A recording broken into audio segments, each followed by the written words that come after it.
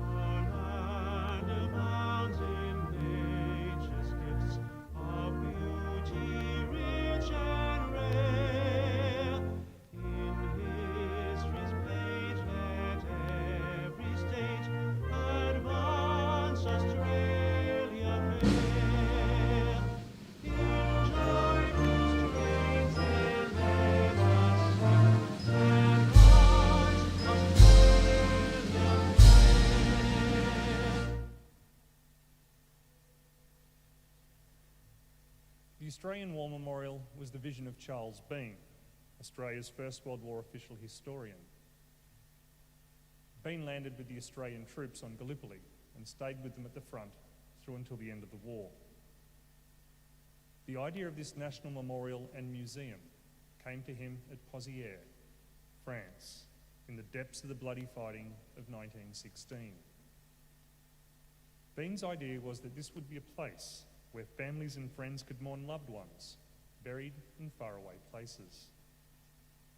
It would also be a place that could help all Australians understand what these men and women had endured and what they had done for us.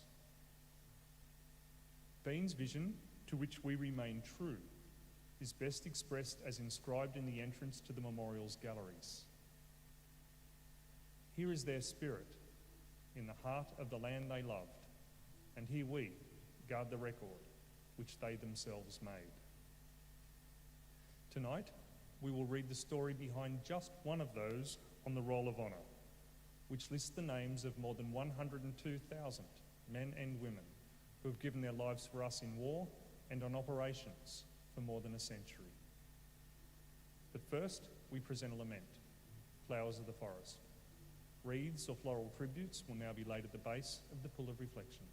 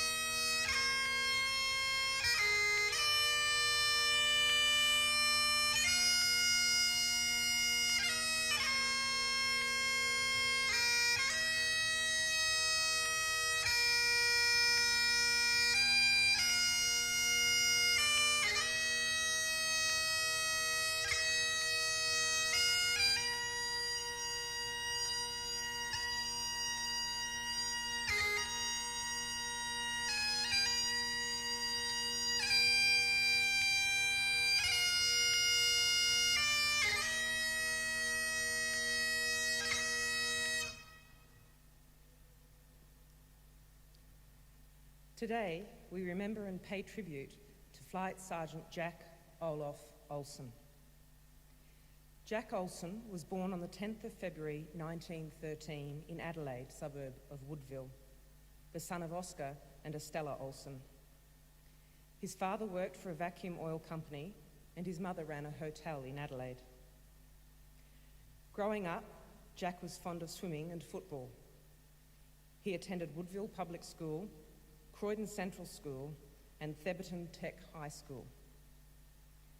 After leaving school, he found work as a clerk and then as a forestry officer with the Forestry Commission of South Australia and New South Wales. He had worked for the latter for 10 years until, on the 28th of March 1942, he enlisted in the Royal Australian Air Force, aged 29. Ohlson embarked from Melbourne for overseas service on the 2nd of November. As part of the Empire Air Training Scheme, he was one of almost 27,000 RAAF pilots, navigators, wireless operators, gunners, and engineers who joined Australian and British squadrons in Britain throughout the course of the war. Arriving in Canada at the end of November, Ohlson underwent training as an air gunner. He found a warm welcome in Canada and even visited a timber plant in Idaho during his time there. He also stayed for a time in Spokane, Washington, and he and his fellow airmen showed their appreciation to the town by taking toys to the children in the local hospital. In October 1943, he was promoted to sergeant, and the next month left Canada for the UK. Further training followed, and on the 15th of April 1944, Ohlson was promoted to flight sergeant. In July, he posted to 467 Squadron and flew 4-engined Avro Lancaster heavy bombers as part of Bomber Command. Just before 11:30 p.m. on the night of the 20th of July 1944, Ohlson and his crew set out from Waddington, England, as part of a major raid on the railway centre at Cortrou in Belgium. The squadron committed 14 aircraft to the mission. Ohlson was the mid-upper air gunner with Lancaster POE. Although the raid was a success, 467 Squadron lost 2 crews. Ohlson, one of them was Flight Sergeant Ohlson's.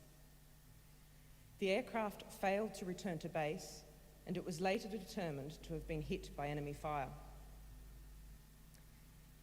In the nearby village of Carskirk, witnesses saw the aircraft in flames at about 2 a.m. on the 21st. It crashed 3 kilometres from the village church. There were no survivors. Also on board were British Sergeant Leslie Arcus and Australians Flying Officer David Barlow and Flight Sergeants James Abraham, Maurice Jones, Edward Freem and Robert Scott.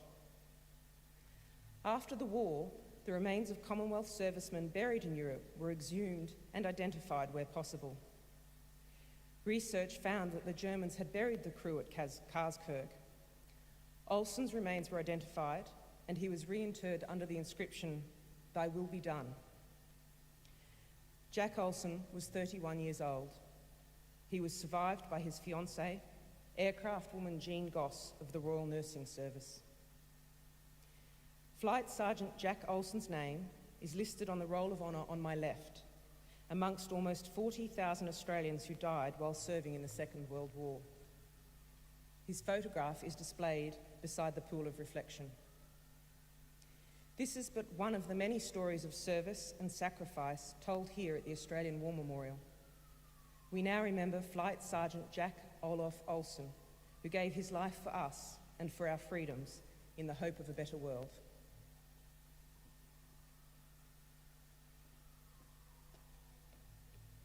Please stand for the reading of the Ode and the sounding of the last post.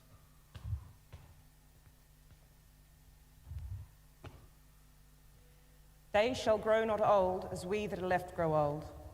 Age shall not weary them, nor the years condemn. At the going down of the sun and in the morning, we will remember them. We will remember them.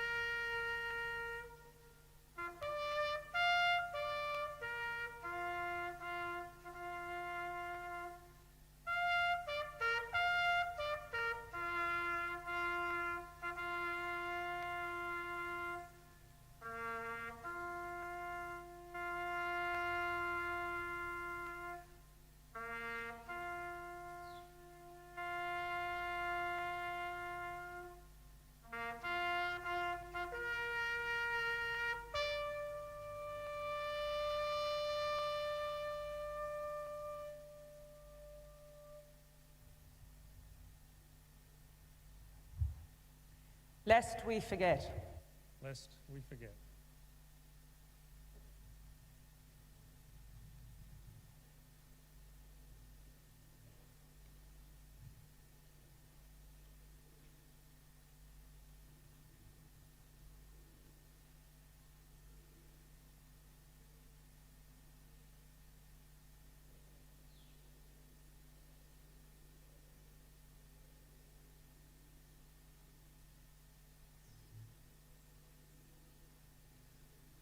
We leave you this evening with the words of the memorial's founder, Charles Bean. Many a man lying out there at Pozières, or in the low scrub at Gallipoli, with his poor, tired senses barely working through the fever of his brain, has thought in his last moments, well, it's over. But in Australia, they will be proud of this. Ladies and gentlemen, girls and boys, that concludes the last post ceremony. We thank you all for visiting the Australian War Memorial and wish you all a very good evening. Thank you.